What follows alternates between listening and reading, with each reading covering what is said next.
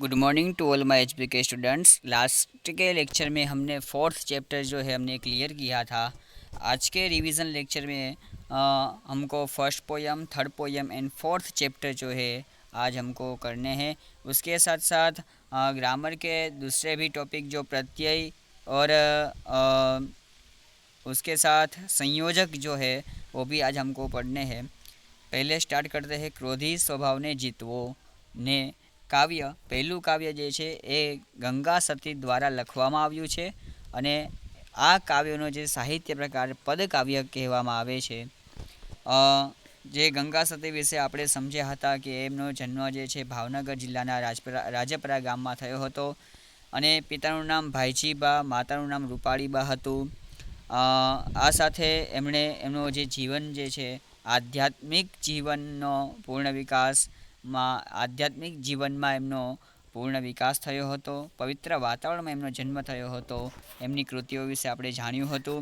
કાવ્યને સમજીએ શું કહેવા માગે છે। કાવ્યમાં બતાવ્યું હતું કે ક્રોધી જે સ્વભાવ જે આપણો જે છે એ સ્વભાવને કેવી રીતે જીતી શકાય। તો એમાં આપણા ભારતીય ધર્મશાસ્ત્રોમાં જેને ષડરીપુ કહ્યા છે, ષડરીપુ એટલે છ શત્રુઓ જે કહ્યા છે તે છ શત્રુઓ જે છે કામ, ક્રોધ, લોભ, મોહ, મદ અને મત્સર, આ છ મહાશત્રુ પર વિજય મેળવવો ખૂબ જ કપરો છે। આ સાથે ગંગા સતી પાનબાઈને કહે છે કે જેમણે આધ્યાત્મના માર્ગે પ્રયાણ કરવું હોય, આધ્યાત્મના માર્ગે એટલે ધર્મના માર્ગે પ્રયાણ કરવું હોય તેણે ક્રોધ ઉપર વિજય મેળવવો જ રહ્યો। ક્રોધ સર્વ દુઃખનું કારણ છે।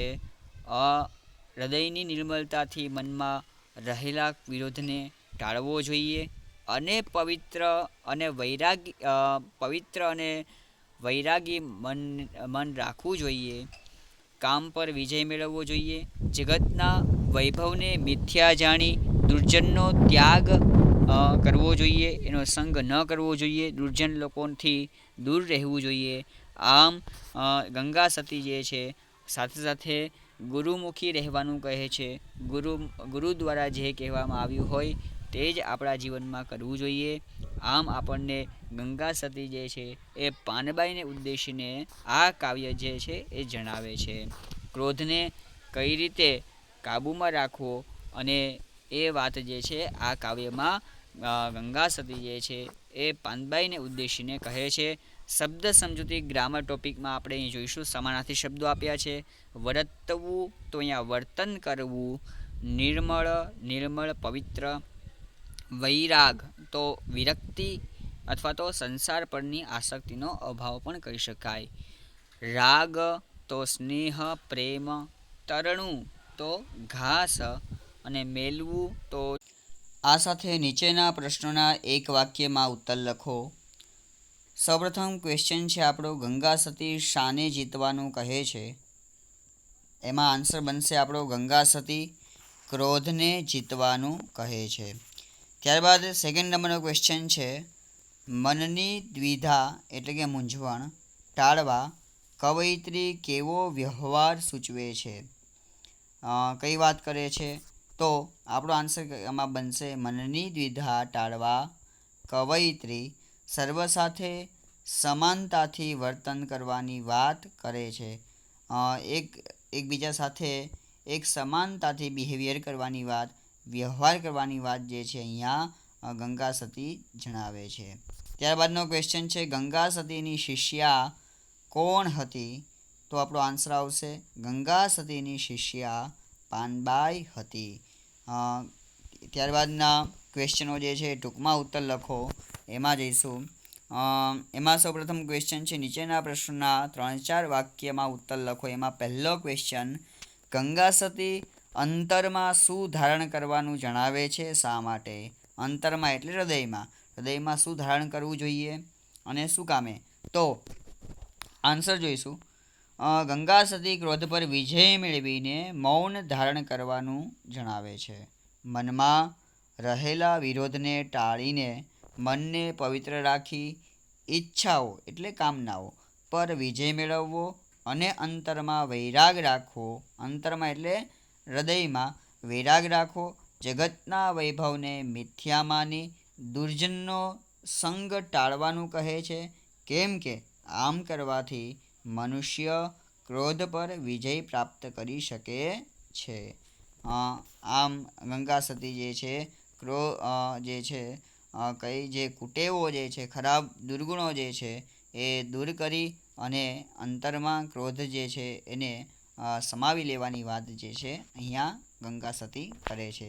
ત્યારબાદનો ક્વેશ્ચન છે, કઈ આશા છોડીને શેમાં ધ્યાન ધરવાનો ઉપદેશ ગંગા સતી જણાવે છે? એમાં આપણો આન્સર બનશે ગંગા સતી આલોક અને પરલોકની આશા છોડીને ઈશ્વર સ્મરણમાં મન પરોવવાની વાત કરે છે.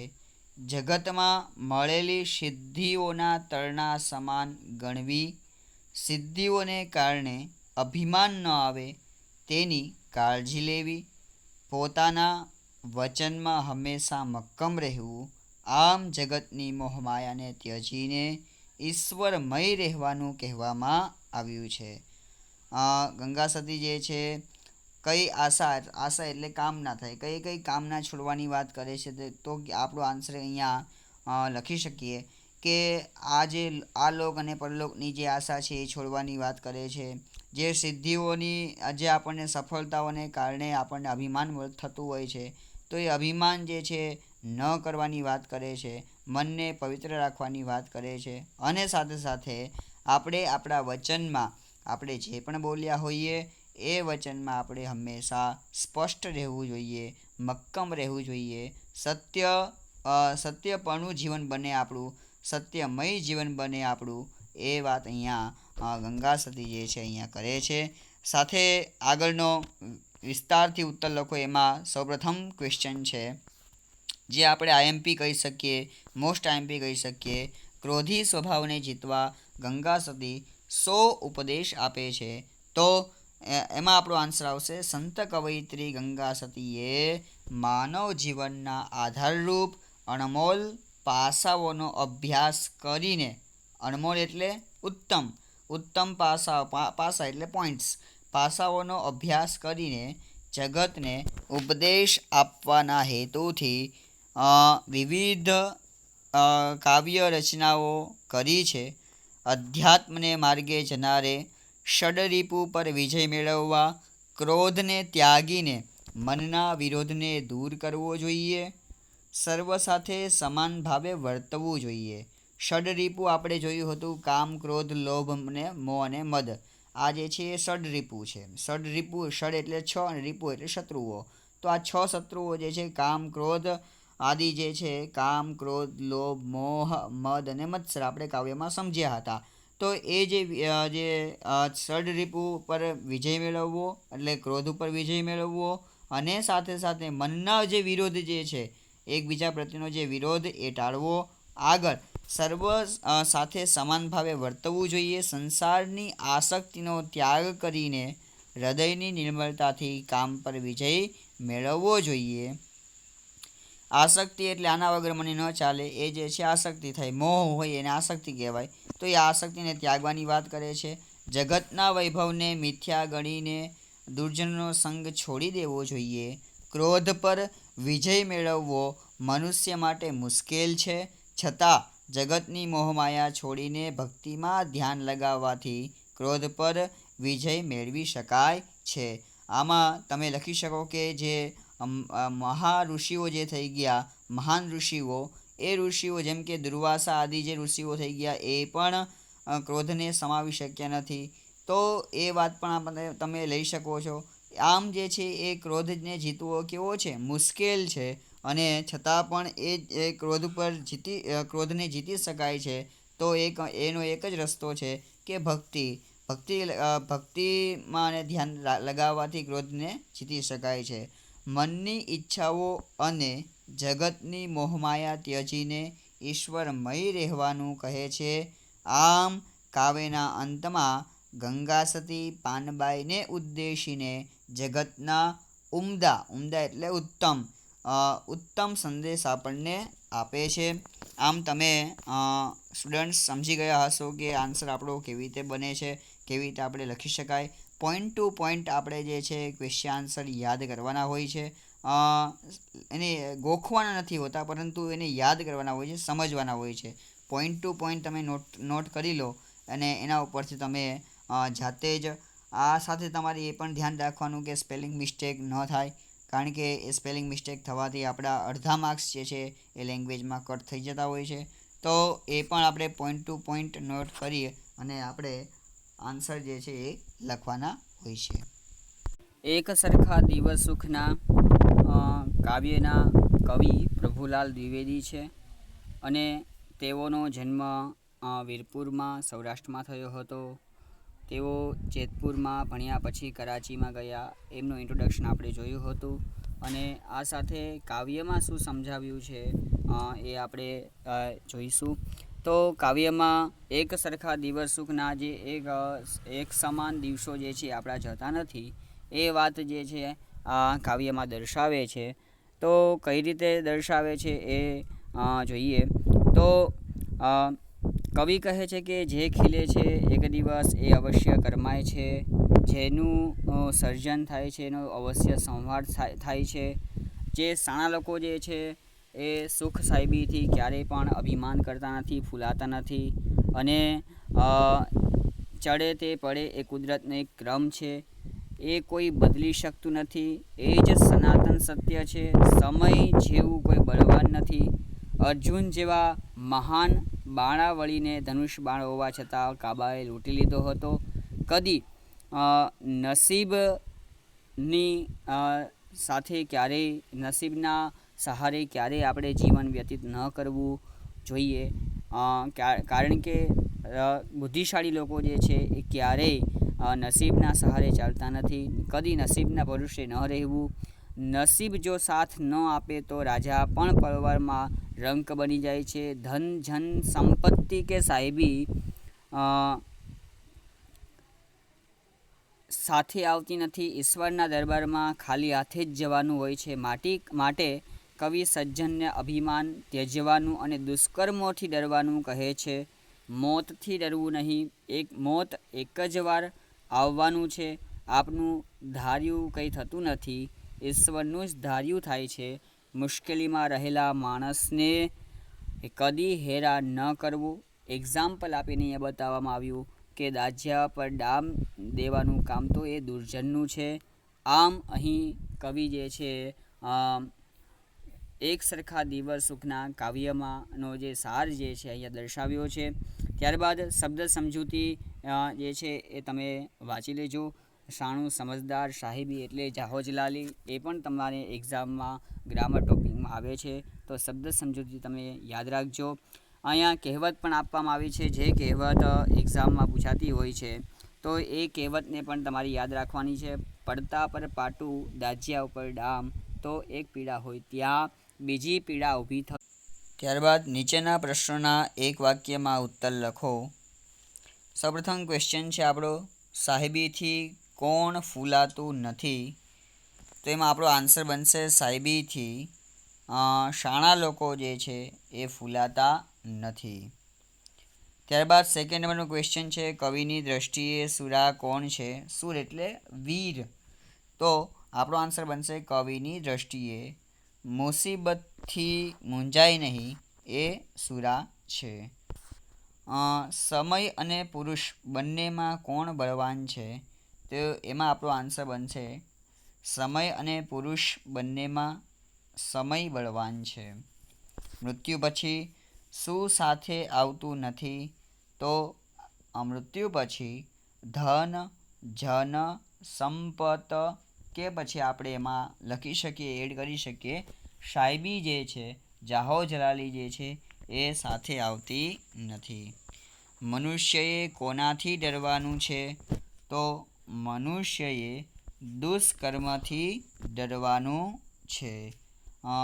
આમ એક વાક્યમાં જે છે એ તમે આન્સર લખી શકો છો. અને આ સાથે ઇન્ટ્રોડક્શનના ક્વેશ્ચનો પણ એક વાક્યમાં આવે છે.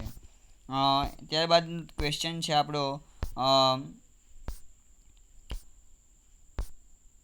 અર્જુનના નીચેના પ્રશ્નોના ટૂંકમાં ઉત્તર લખો. એમાં પહેલો ક્વેશ્ચન છે, અર્જુનના દ્રષ્ટાંત દ્વારા કવિ શો સંદેશ આપે છે?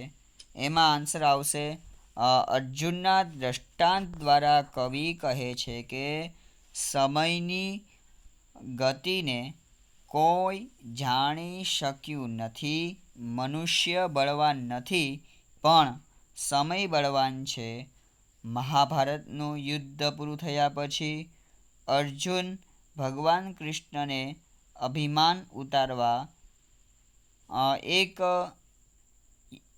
એક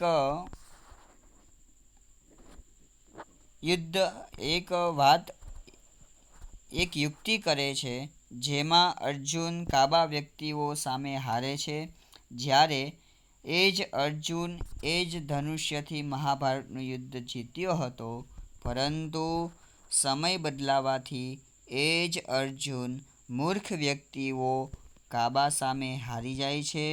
અને અર્જુને કાબા વ્યક્તિ એટલે મૂર્ખ વ્યક્તિઓ થશે.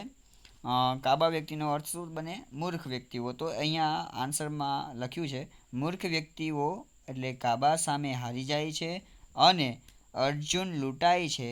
આમ કવિ સમય બળવાન છે અને સમયથી વધુ કોઈ બળવાન નથી, એમ અહીંયા અર્જુનના દ્રષ્ટાંત દ્વારા કવિ ઉત્તમ સંદેશ આપણને સમજાવે છે. અને આ સાથે બીજા પણ જે ક્વેશ્ચનો જે છે, બે ક્વેશ્ચનો બતાવ્યા છે એમાં, જેમાં પહેલો ક્વેશ્ચન છે, સેકન્ડ નંબરનો ક્વેશ્ચન છે, નિયતિ કુદરતનો સો ક્રમ છે. તો એમાં પણ આપણે લખી શકીએ, એક સરખા દિવસ સુખના કાવ્યમાં કવિ જીવનનું સનાતન સત્ય સમજાવે છે. કવિ કહે છે, જે ખીલે છે તે એક દિવસ અવશ્ય કરમાય છે. જેનું સર્જન થાય છે તેનો અવશ્ય સંહાર થાય છે. જે મનુષ્ય પોતાની સિદ્ધિને કારણે અભિમાની બને છે એ ચોક્કસ નિષ્ફળ જાય છે. આમ કુદરતનો એટલે નિયતિનો ક્રમ જે છે એ દર્શાવવામાં આવ્યો છે. આ સાથે જીવનનો સાર શેમાં રહેલો છે એ પણ ક્વેશ્ચન જે છે આપણે મેઇન ક્વેશ્ચનમાં ઇન્ક્લુડ થઈ જશે. જે 4 માર્કર ક્વેશ્ચન જે છે એમાં આ ક્વેશ્ચન જે છે એ ઇન્ક્લુડ થશે. તો આ બંને ક્વેશ્ચન આમાં ઇન્ક્લુડ થઈ જશે. એક તો નિયતિનો ક્રમ શું છે? તો નિયતિનો ક્રમ જે છે એમાં જે પડે છે તે જેનું સર્જન થાય છે એનો વિનાશ થાય છે, જે ચડે છે તે પડે છે. આમ જે સુખ પછી દુઃખ અને દુઃખ પછી સુખ એ જે છે આવે જ છે, નક્કી છે, નિશ્ચિત છે. તો આગળ જે છે વિસ્તારથી લખો ક્વેશ્ચન. એમાં એક સરખા દિવસ સુખના કોઈના જાતા નથી, કાવ્યનો ભાવાર્થ લખો. આપણે જે બંને ક્વેશ્ચનો જે છે મેં અહીંયા નથી લખ્યા, પરંતુ એ બંને ક્વેશ્ચન જે છે આમાં આન્સરમાં ઇન્ક્લુડ થાય છે, એટલે આપણે એ જોઈશું. એમાં આપણે આન્સર આવશે, એક સરખા દિવસ સુખના કોઈના જાતા નથી કાવ્યમાં કવિ પ્રભુલાલ દ્વિવેદીએ માનવતાનું મૂલ્ય સમજાવવા જીવનના સનાતન સત્યને રજૂ કર્યું છે. આપણે સ્ટુડન્ટ્સ એ પણ યાદ રાખવાનું છે, 4 માર્કર ક્વેશ્ચન હોય અને આ ઇમ્પોર્ટન્ટ ક્વેશ્ચન છે. તો જે પણ ઇન્ટ્રોડક્શન સાથે કોઈ પણ ક્વેશ્ચન હોય 4 માર્કર ક્વેશ્ચન, તો એ 4 માર્કર ક્વેશ્ચનમાં હંમેશા કવિ પરિચય, કૃતિ પરિચય, કર્તા પરિચય અને સાહિત્ય પ્રકાર એ હંમેશા આવતું હોય છે. તો એ જ રીતે તમે પણ લખી શકો છો. તો જીવનના સનાતન સત્યને રજૂ કર્યું છે. મનુષ્યના જીવનમાં કદી એક સરખા દિવસો સુખના હોતા નથી. સુખ દુઃખ એક સિક્કાની બે બાજુ છે. નસીબ પર કદી વિશ્વાસ ન રાખવો. સમય બળવાન છે, મનુષ્ય નહીં. અર્જુનને મનમાં પોતાની વિદ્યાનું અભિમાન આવ્યું ત્યારે હથિયાર હોવા છતાં કાબા વ્યક્તિઓ દ્વારા અર્જુન લૂંટાય છે. મુસીબતથી મૂંઝાય નહીં એ જ સુરા છે. નસીબ જ્યારે દગો દે ત્યારે રાજા પણ પળવારમાં રંક બની જાય છે. રંકનો મિનિંગ બનશે ગરીબ. તો ગરીબ બની જાય છે. જ્યારે સમય ચેન્જ થઈ જાય, પલટાઈ જાય, તો રાજા પણ ગરીબ બની જાય છે. અને ધન જન સંપત સાથે આવતી નથી. ધાર્યું તો ઈશ્વરનું જ થાય છે. આપણું ધાર્યું કંઈ થતું નથી. આપણું જીવન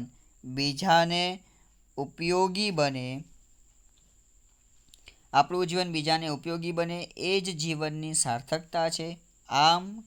આમ કાવ્યમાં કવિ સમયનું મહત્ત્વ અને જીવનના મહત્ત્વને જણાવે છે.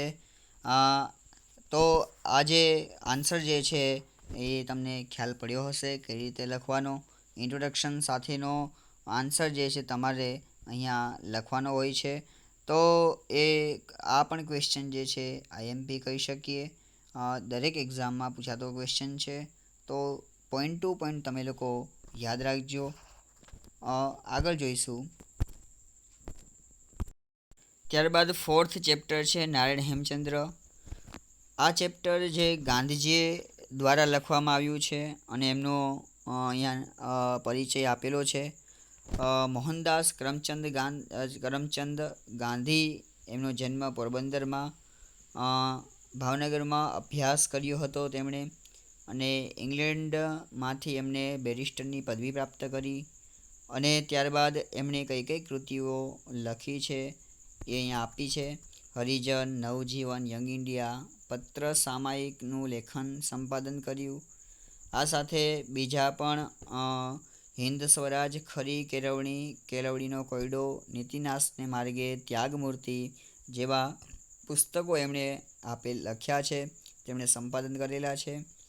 આ સાથે એમની 2 પુસ્તક જે છે બહુ જ ફેમસ છે. સત્યના પ્રયોગો અથવા આત્મકથાનો વિશ્વની ઘણી ભાષાઓમાં અનુવાદ થયો છે. સત્યના પ્રયોગ એમની જે પુસ્તક જે છે એ પુસ્તકની ઘણી જ ભાષાઓમાં એમનું ટ્રાન્સલેશન કરવામાં આવેલું છે. આ સાથે એમના જે બધા જ લખાણો જે છે એ ગાંધીજીનો અક્ષરદેહ નામની જે ગ્રંથ શ્રેણીમાં લખવામાં આવ્યો છે. આ જે ચેપ્ટર જે છે એને ટૂંકમાં સમજીએ તો આ ચેપ્ટરમાં નારાયણ હેમચંદ્ર વિશે આપવામાં આવ્યું છે. નારાયણ હેમચંદ્રની વિશેષતાઓ અને સાથે સાથે એમનામાં કયા કયા ગુણો હતા, નારાયણ હેમચંદ્રના કયા કયા શોખ હતા, એમની બાયોગ્રાફી વિશે પણ કહી શકીએ અથવા ચરિત્ર લેખ પણ એમના વિશે કહી શકીએ. તો આ ચેપ્ટરમાં આપવામાં આવ્યું છે. એક વખત જોઈ લઈએ શું કહેવા માગે છે. તો અહીંયા ગાંધીજી જે છે એમની આત્મકથામાં નારાયણ હેમચંદ્ર વિશે અહીંયા બતાવે છે, લખે છે. આપણું મન હંમેશા સારું, સુષ્ઠું, નાજુક અને નમણું એ બધું જોવા સ્વીકારવા તૈયાર હોય છે, પરંતુ એનાથી જે ઉલટા જે છે નારાયણ હેમચંદ્ર વિશે અહીંયા લખે છે. એ કેવા હોય છે તો અહીંયા એમાં બતાવે છે કે રંગે રૂપે, સ્વભાવે, અવાજે, પોશાકે પૂરા માપે ભારોભાર વિચિત્ર, અને એમની ભાષા જિજ્ઞાસા, નિખાલસતા, નિરાભિમાનિતા, અખૂડ ધીરજ અને આત્મવિશ્વાસ જેવા ગુણો જે નારાયણ હેમચંદ્ર ધરાવતા હતા. આ સાથે એમને પ્રવાસ કરવાનો શોખ હતો અને વિવિધ ભાષાઓ જાણવાનો શોખ હતો એ અહીંયા દર્શાવવામાં આવે છે. મનુષ્યના બાહ્ય વ્યક્તિત્વ કરતાં તેના આંતરિક સૌંદર્યને પામવાની ગાંધીને આત્મસૂઝ આપણને આકર્ષે છે. મહાપુરુષો કોઈના પોશાક સામું નથી જોતા, તેઓ તો હૃદયને તપાસે છે. નારાયણ હેમચંદ્રમાં આ વાત જે છે એ આપણે શીખવા જેવી છે. નારાયણ હેમચંદ્ર એમ માને છે કે જે મહાપુરુષો જે હોય છે એ ક્યારેય પણ કોઈના પોશાક સામે નથી જોતા, પરંતુ વ્યક્તિના વ્યક્તિત્વને ઓળખે છે, એના વિચારોને સમજે છે. એમ નારાયણ હેમચંદ્ર માનતા હતા. એમ ગાંધીજી જે છે એ પોતે એમની આત્મકથા ખંડ 1માં એ લખે છે. અને સત્યના પ્રયોગો જે એમની આત્મકથા છે એમાં નારાયણ હેમચંદ્ર વિશે એમણે લખેલું છે. નીચેના પ્રશ્નોના એક વાક્યમાં ઉત્તર લખો. એમાં સૌપ્રથમ ક્વેશ્ચન છે, નારાયણ હેમચંદ્ર કઈ કઈ ભાષાના જાણકાર હતા? તો નારાયણ હેમચંદ્ર હિન્દી, મરાઠી અને બંગાળી ભાષાના જાણકાર હતા. ત્યારબાદ સેકન્ડ નંબરનો ક્વેશ્ચન છે, નારાયણ હેમચંદ્રને શો શોખ હતો? તો નારાયણ હેમચંદ્રને જુદા જુદા પુસ્તકો વાંચી ભાષાંતર કરવાનો, ભાષાંતર મતલબ ટ્રાન્સલેશન કરવાનો, અને પ્રવાસ કરવાનો, તે મહાપુરુષોને મળવાનો, આમ વિવિધ શોખ નારાયણ હેમચંદ્રને હતા. ત્યારબાદનો ક્વેશ્ચન છે, ગાંધીજી અને નારાયણ હેમચંદ્ર વિશે શું સામ્ય જોવા મળે છે? સામ્ય મતલબ સમાનતા. તો ગાંધીજી અને નારાયણ હેમચંદ્ર વિશે વિચાર અને આચાર, જેમના વિચારો અને બિહેવિયર જે છે બંને એક સમાન છે, એ જોવા મળે છે. ત્યારબાદનો ક્વેશ્ચન છે, અમેરિકામાં નારાયણ હેમચંદ્ર પર શો આરોપ મુકાયો? ત્યારે અમેરિકામાં નારાયણ હેમચંદ્ર પર અસભ્ય પોશાક પહેરવાનો, અસભ્ય એટલે એ ત્યાં ધોતી પહેરે છે અમેરિકામાં જઈને, તે અસભ્ય પોશાક પહેરવાનો આરોપ એમને મૂકવામાં આવે છે. ત્યારબાદ શા કારણે નારાયણ હેમચંદ્ર વિચિત્ર લાગતા હતા? તો પોતાના વિચિત્ર પોશાક પહેરવાના કારણે નારાયણ હેમચંદ્ર વિચિત્ર લાગતા હતા. આમ 1 માર્કર ક્વેશ્ચન આપણે જોયા. ત્યારબાદ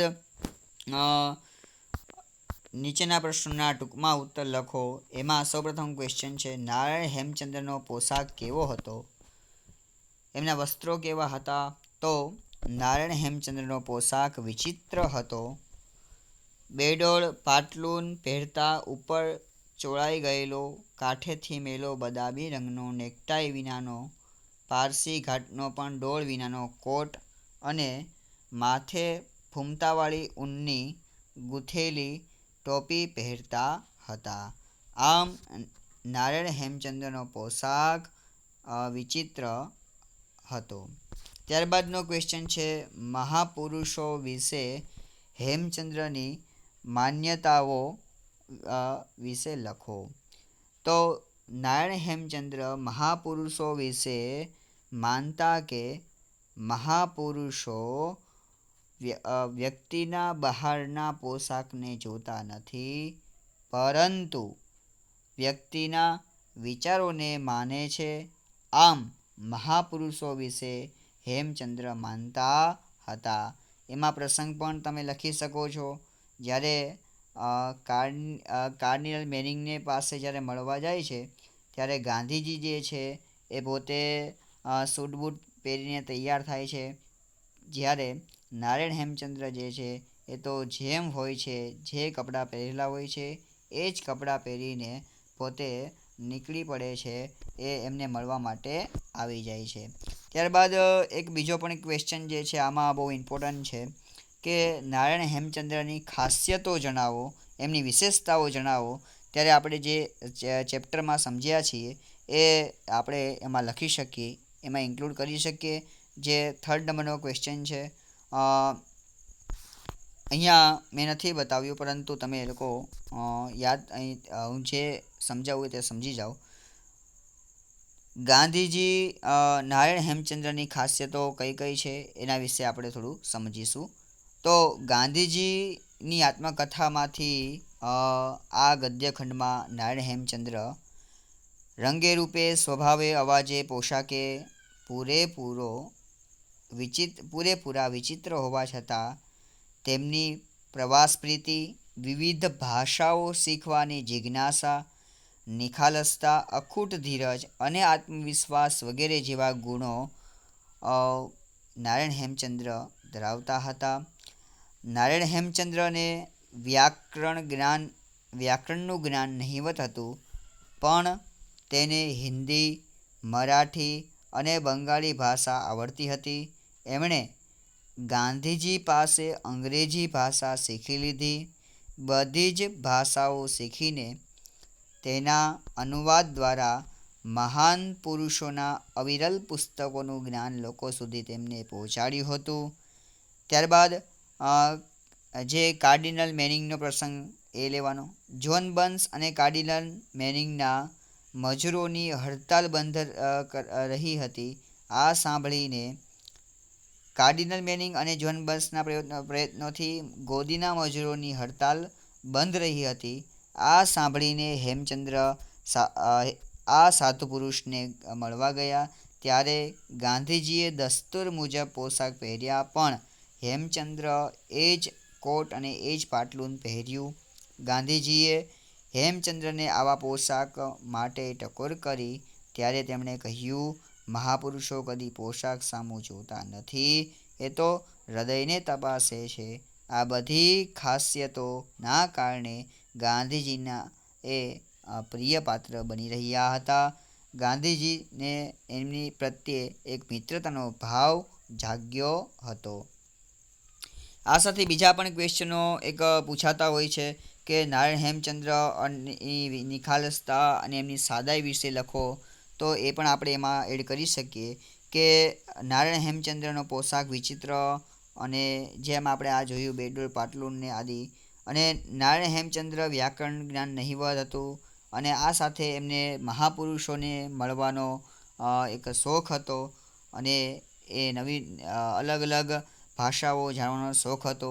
આ બધું એમાં તમે ઇન્ક્લુડ કરી શકો અને આન્સર જે છે એ સારી રીતે તમે લખી શકો છો. આ સાથે 4 માર્કર ક્વેશ્ચન કેવી રીતે લખવા, 2 માર્કર ક્વેશ્ચન કેવી રીતે લખવા એ તમને ખ્યાલ પડી ગયો હશે. આ સાથે આપણો પહેલો જે ટોપિક જે છે વ્યાકરણનો, પ્રત્યય અનુગ નામ યોગી. તો પ્રત્યય જે છે એ આપણે સૌપ્રથમ જોઈશું. પ્રત્યય કોને કહેવાય? તો અહીંયા એ, ને, થી, ને, એ, થી, થકી, ને, થી, આ જે છે નોની, નુના, આ બધા પ્રત્યય કહેવામાં આવે છે. જે પણ વાક્ય હોય છે, વાક્યમાં જે શબ્દ સાથે જોડાયેલા જે શબ્દ હોય છે એક એને પ્રત્યય કહેવામાં આવે છે. અહીંયા આપણે જોયું એક્ઝામ્પલમાં રામજી એ ખેતર ખેડ્યું. તો અહીંયા રામજી એ જે છે એ જે પ્રત્યય અહીંયા સેન્ટેન્સમાં આપેલો છે. ત્યારબાદ કલ્પેશ ગીત ગાય છે. તો અહીંયા શૂન્ય પ્રત્યય છે. કલ્પેશ અહીંયા કરતા છે, તો અહીંયા એક પણ પ્રત્યય નથી, તો એને શૂન્ય પ્રત્યય કહેવામાં આવે છે, ઝીરો પ્રત્યય. ત્યારબાદ ટીનુંથી ખવાતું નથી. તો અહીંયા ટીનુંથી જે છે એ થી પ્રત્યય છે.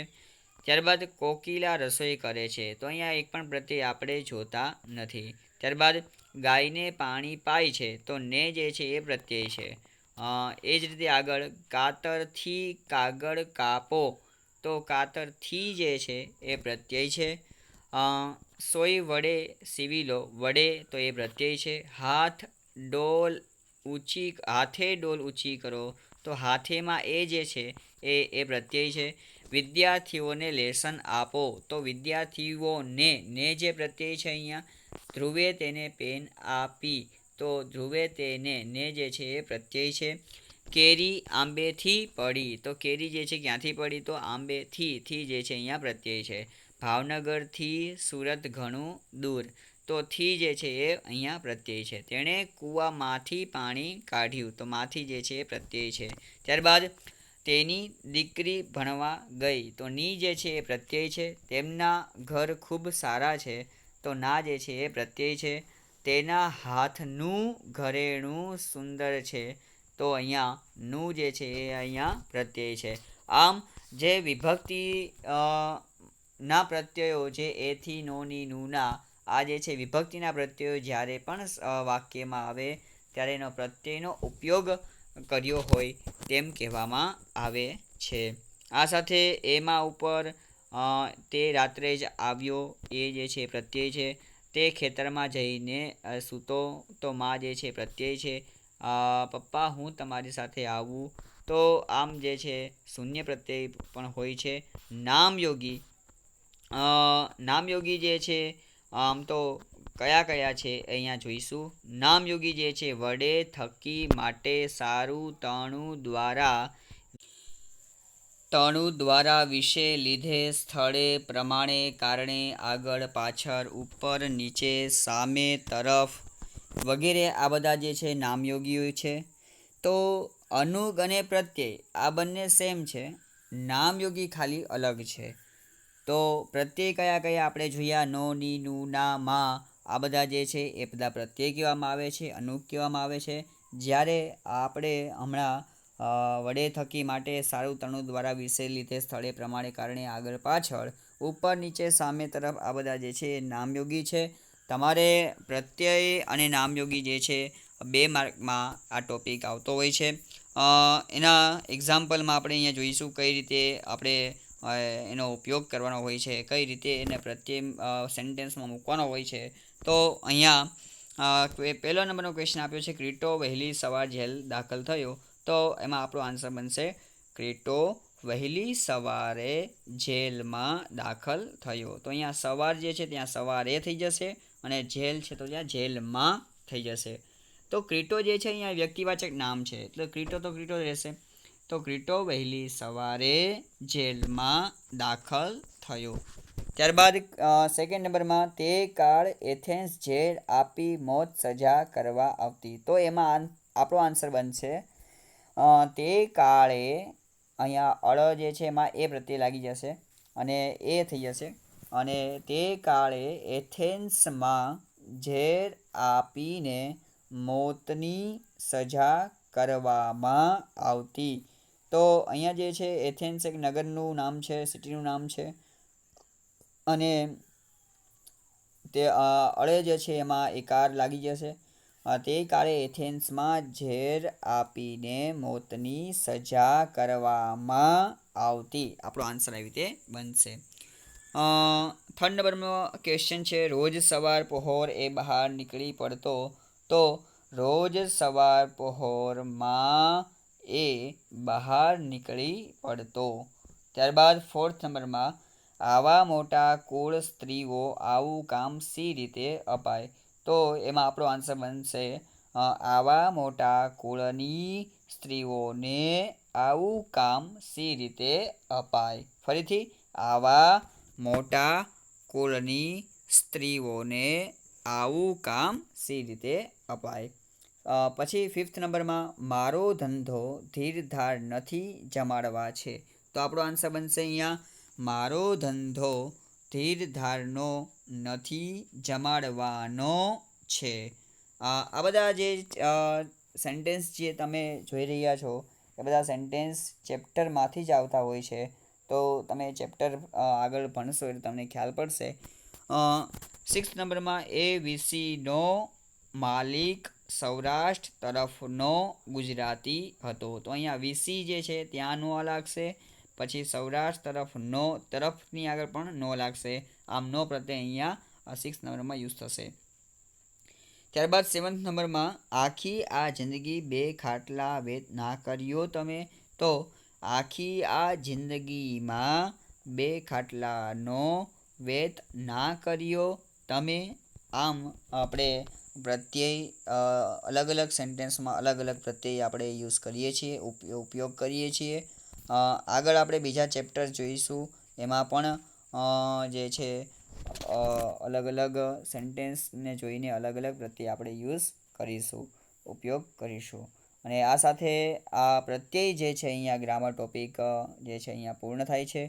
તમે ઇન્ટ્રોડક્શન જે છે સમજ્યા હશો, પ્રત્યય કોને કહેવાય, અનુક કોને કહેવાય, નામયોગી કોને કહેવાય. આ સાથે પ્રત્યય જે ટોપિક જે છે અહીંયા આપણે ક્લિયર થાય છે. ત્યારબાદ બીજો એક ટોપિક નાનો એવો સંયોજક છે, જે સંયોજક બહુ ઉપયોગી ટોપિક છે. એ પણ એક્ઝામમાં આવે છે. તો જ્યારે પણ 2 સેન્ટેન્સ હોય તો એ 2 સેન્ટેન્સને જોડનાર જે શબ્દનો આપણે ઉપયોગ કરીએ છીએ તેને સંયોજક કહેવામાં આવે છે. તો આવા સંયોજકો કયા કયા છે એ જોઈશું. અને, એટલે, તથા, તેથી, માટે, જો તો, જ્યારે, ત્યારે, જે, તે, કે, પછી, પણ, ને, વગેરે આ બધા જે છે એક સંયોજકો છે. અને આ સંયોજકોનો આપણે ઉપયોગ કરી આપણે સેન્ટેન્સ બનાવી શકીએ છીએ. કઈ રીતે સેન્ટેન્સ બનાવવાના હોય છે તો અહીંયા આપણે એક્ઝામ્પલ આપેલા છે, જોઈશું. ભરત અને લક્ષ્મણ, કપાસ અથવા બાજરી, ગુરુ તથા શિષ્ય. તો અને, અથવા, તથા આ બધા જે છે અહીંયા સંયોજકનો યુઝ કર્યો છે, ઉપયોગ કર્યો છે. આ સાથે બીજા એક્ઝામ્પલ જોઈએ. ખેડૂત હોય તો સારી ખેતી કરે, તારા ઉપર એવું તે કયું દુઃખ આવી પડ્યું કે તું આટલો ઉદાસીન રહે છે. સોક્રેટિસ અદાલતમાં પોતાને વિશે જે બયાન આપ્યું હતું તે જગતમાં સાહિત્યમાં અમર થયું છે. થોડીવાર પછી સોક્રેટિસ જાગ્યો એટલે ક્રિટોએ બધી વાત એને સમજાવી. મને ઇન્દોર જવાનો હુકમ હાથમાં પકડાવ્યો ત્યારે મહિનાની લગભગ આખરી તારીખો હતી. આમ સંયોજકો જે છે એક વડા પણ આવે છે અને બે વડા પણ આવે છે, મતલબ જોઈન્ટમાં પણ આવે છે અને સિંગલમાં પણ આવે છે. જેવી રીતે અને એટલે તથા તેથી માટે આ બધા જે છે સિંગલમાં યુઝ થાય છે. પછી પણ ને આ બધા જે છે સિંગલમાં યુઝ થાય છે. જ્યારે જો તો, જ્યારે ત્યારે, જે તે આ બધા જે છે એ ડબલમાં યુઝ થતા હોય છે. તો આમ સંયોજકો જે છે એ બે પ્રકારના છે અને એ આપણા સેન્ટેન્સમાં યુઝ થતા હોય છે. લાસ્ટ યર આપણે આ ટોપિક જે છે એ આપણે ભણ્યા હતા. ફરીથી આ વખતે આપણે 12થમાં આ જ ટોપિકને ફરીથી ભણવાનો છે. તો આઈ હોપ તમને લોકોને આ જે સંયોજકોનો ઉપયોગ અને સેન્ટેન્સ કેવી રીતે બનાવવા, સંયોજકો કયા કયા છે એ તમારે ખાસ કરીને યાદ રાખવા પડશે. તો એ પહેલાં યાદ કરશો અને ત્યારબાદ તમે લોકોને સેન્ટેન્સ પ્રમાણે સંયોજકનો ઉપયોગ કેવી રીતે કરવો એ આપણે સમજીશું. આની સાથે આજનો લેક્ચર જે છે આપણે અહીંયા પૂર્ણ કરીએ છીએ. આઈ હોપ તમને લોકોને ખબર પડી હશે. Good bye, take care.